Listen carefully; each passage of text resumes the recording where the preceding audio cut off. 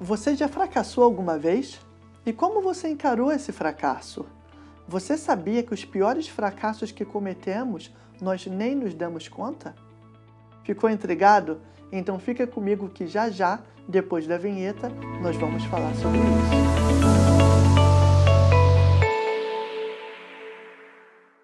Hi there! Meu nome é Marcos Ferreira e se você é novo no canal, já lhe peço, como sempre, deixa seu like, se inscreve, comenta e ativa as notificações também. Eu quero muito ver a sua transformação. Bom, no final desse vídeo que fiz, dando dicas de como vencer o medo, eu disse que se pararmos para pensar bem, a maioria dos fracassos que temos na vida são por coisas que nem chegamos a fazer. Elas começaram e terminaram na nossa mente. Ideias, sonhos que tínhamos na cabeça, mas que por causa dos nossos medos, nós acabamos não levando para frente. Nós fracassamos pela falta de ação. E o fracasso por falta de ação é muito pior do que o fracasso por uma ação errada. E o que seria ação errada? Ação errada é quando acabamos falhando em algum projeto, alguma tentativa de fazer algo dar certo, mas infelizmente não deu. Você abriu uma empresa, mas depois de 2 anos faliu. Você se casou com a pessoa que amava, mas acabou separando. Você tentou surpreender a esposa com um prato delicioso, mas acabou dando errado, a panela queimou e vocês tiveram que comer o cachorro-quente da esquina. Nós, erradamente, chamamos isso de fracasso. Tentar e errar não é fracasso. Fracasso é errar e não tirar uma lição desse erro. Em inglês, nós usamos a palavra feedback.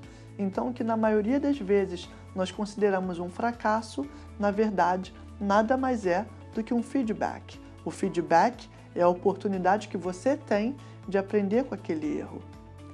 Ou seja, se você tentou cozinhar algo para a esposa por 10 vezes e falhou nas 10, isso significa que você aprendeu 10 formas diferentes de como não cozinhar. Isso não pode ser considerado um fracasso. Fracasso é se nas 10 vezes que você errou, tiverem sido pelo mesmo motivo. Talvez nem isso seja considerado um fracasso também. Talvez você seja só um burro, mas tudo bem, deixa quieto.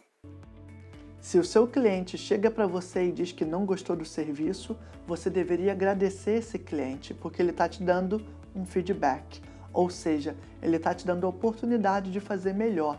E assim, você pode não só deixar esse cliente feliz numa próxima oportunidade, como também muitos outros clientes que provavelmente também não gostaram do serviço antes, mas não te contaram nada. Então agora nós sabemos a diferença de falta de ação e ação errada.